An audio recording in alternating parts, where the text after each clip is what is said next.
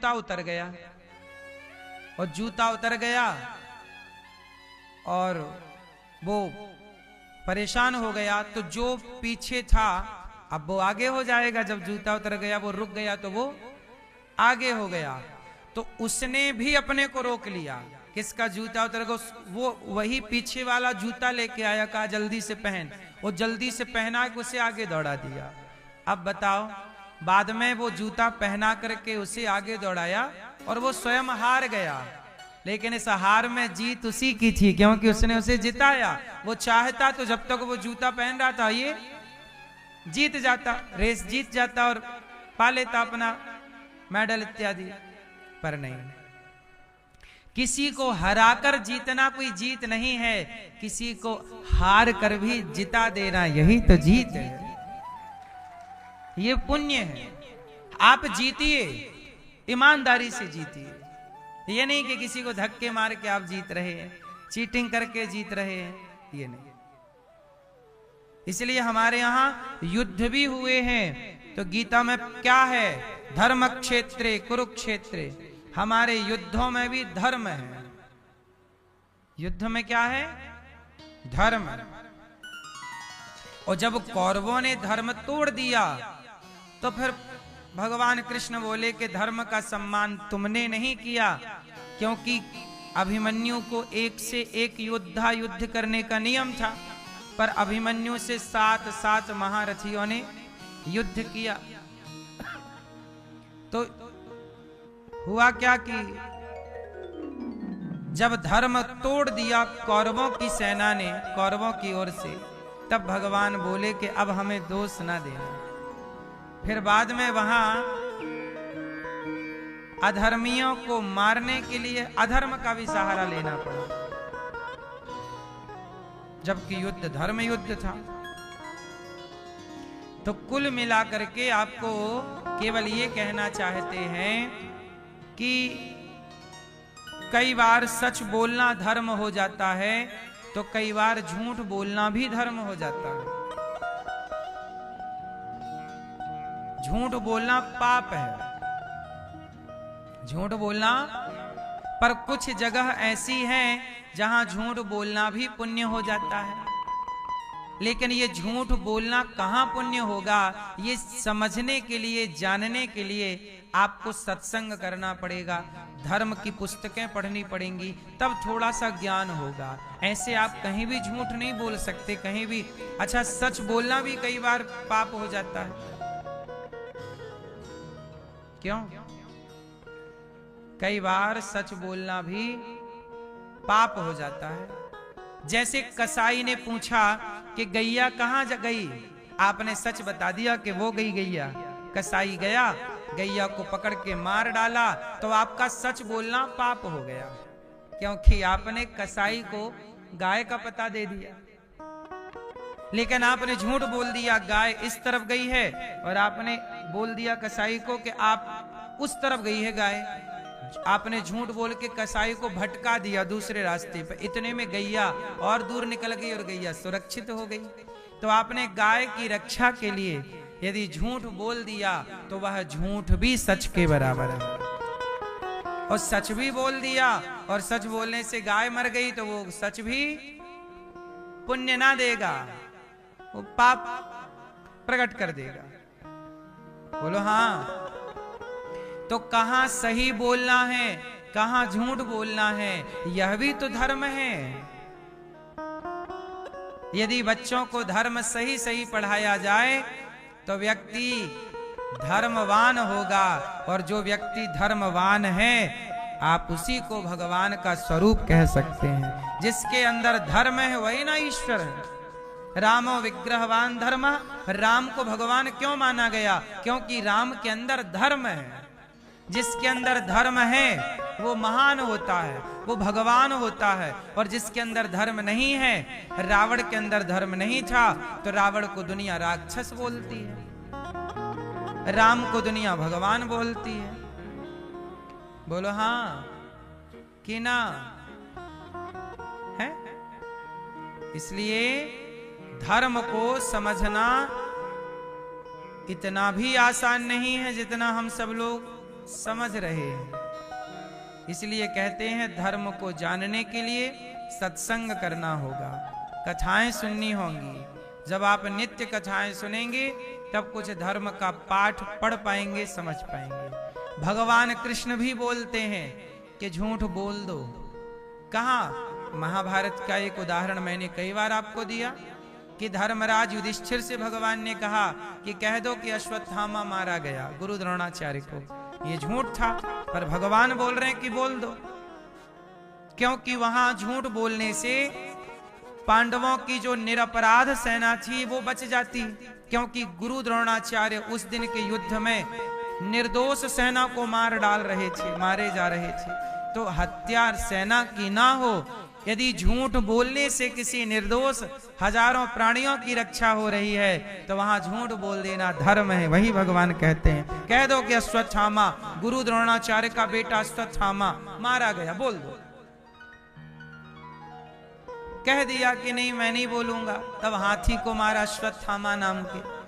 धर्मराज ने बोला कि नरोबा कुंजरोबा, हाथी मारा गया कि मनुष्य। तब तक भगवान ने शंख बजा दिया। तो सच बोलना भी धर्म है और झूठ बोलना कहां धर्म है, ये समझने का विषय है। अपने निज स्वार्थ के लिए बोला गया झूठ पाप है, पर समाज के कल्याण के लिए बोला गया झूठ पुण्य है। बस इतनी सी परिभाषा जान लो। यदि आपने अपने पर्सनल स्वार्थ के लिए झूठ का आश्रय लिया तब तो पाप है ना? परमार्थ के लिए आपने झूठ बोला वह पुण्य है। स्त्रीसु नर्म विवाहे चा वृत्यर्थे प्राण संकटे। शुक्राचार्य जी कहते हैं कि यदि स्वयं के धन की भी रक्षा हो रही है झूठ बोलने से, ये शुक्राचार्य जी की नीति है, तो वहां झूठ बोल देना चाहिए। इसलिए धर्म क्या है, अधर्म क्या है, आजकल बच्चों को स्कूलों में ये जरूर पढ़ाना चाहिए अधर्म क्या है। अब जैसे शराब पीना धर्म है कि अधर्म, बोलो। गांजा पीना धर्म है कि अधर्म, धोखा देना धर्म है कि अधर्म। ये बच्चों को काश पढ़ाई पहले यही तो पढ़ाते थे कि क्या धर्म है और क्या धर्म नहीं है। यदि इतना पढ़ा दिया तो आपका बच्चा शराब क्यों पिएगा?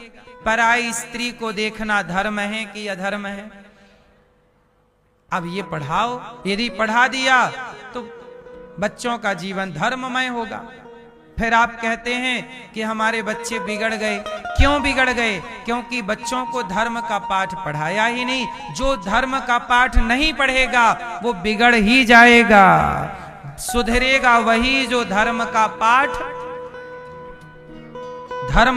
पढ़ना जरूरी है। आज दुनिया में धर्म कहां पढ़ाई हो रही है? पढ़ाई कितने तरह की होती है? कितने तरह की होती है पढ़ाई? क्यों? पढ़ाई कितने तरह की होती है? तो सुनो, पढ़ाई 4 तरह की होती है। पहली पढ़ाई धर्म की। धर्म क्या है, अधर्म क्या है? अपनी बहन को देखना, अपनी बहन को देखना धर्म है। और पराई लड़की बहन बेटी को देखना वो भी धर्म है। पर कैसे देखना?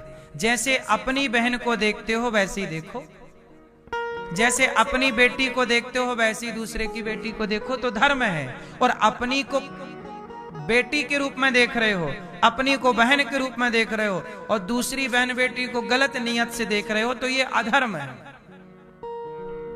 और याद रखिएगा, सारी धरती धर्म से चल रही है। जैसे भारत संविधान से चलता है तो संविधान से केवल व्यवस्थाएं चलती हैं, बाकी पूरा सिस्टम ईश्वर के संविधान से चलता है। ईश्वर का संविधान है धर्म। ईश्वर का संविधान क्या है? जोर से, धर्म। क्या है? धर्म। अब ईश्वर का संविधान कैसा है, आओ मैं इसका उदाहरण देकर आपको समझाता हूं। सुनो, बताओ, जिस नजर से आप अपने पिता को देखते हैं, पहले सवाल मैया से फिर पुरुषों से। मैयाएं, मेरी मां, आपसे पहला सवाल, जिस नजर से आप अपने पति को देखती हो, क्या उसी नजर से पिता को देखती हो? पति और पिता दोनों को देखने का नजरिया एक है कि अलग अलग है? जोर से, अलग अलग है। ये अलग अलग नजरिया किसने किया? जिस नजरिए से आप अपने पिता को देखती हो, जिस नजरिए से आप अपने पति को देखती हो, क्या उसी दृष्टिकोण से पिता को देख सकती हो? नहीं। किसने रोका है? धर्म ने। यही धर्म है। धर्म रोकता है कि ये पिता है तो इसके साथ क्या व्यवहार करें, ये पति है तो क्या व्यवहार करें, ये पुत्र है तो क्या व्यवहार करें। व्यवहार सबके साथ एक सा नहीं हो सकता। यदि हो गया तो अधर्म हो जाएगा। यही बात पुरुषों पे है। आप अपनी पत्नी को जिस नजरिए से देखते हैं, क्या उसी नजर से अपनी मां को देखते हैं? दोनों को देखने का नजरिया किसने अलग अलग किया? किसने बोला आपको कि अलग देखो? धर्म ने। ये लोग कहते ना, मैं धर्म को नहीं मानता। जो धर्म को नहीं मानेगा वो इंसान रहेगा ही नहीं, जानवर हो जाएगा। आपको इंसान बना के जिसने रखा है वही धर्म है। धर्म आपका मर जाएगा तो आप इंसान ना रहोगे। कुत्तों के अंदर धर्म नहीं होता। कुत्तों के अंदर नहीं होता। कैसे? जिस कुत्ता जिस मां से पैदा होता है ना, वही कुत्ता जवान होके अपनी मां के साथ संबंध बनाने लग जाता है। बकरा जिस बकरी से पैदा होता है, जवान होके उसी बकरी से संबंध बना लेता है। भैंसा जिस मां से पैदा हुआ उसी। क्यों?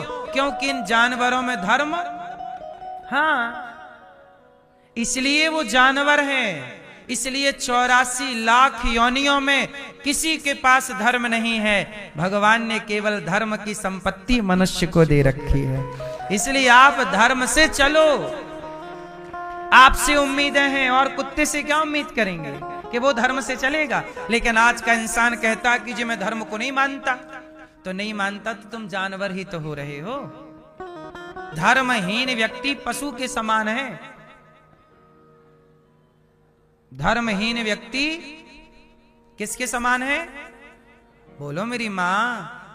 हाँ, पति को भगवान मान के पूजा करना ये मनुष्यों में ही है। और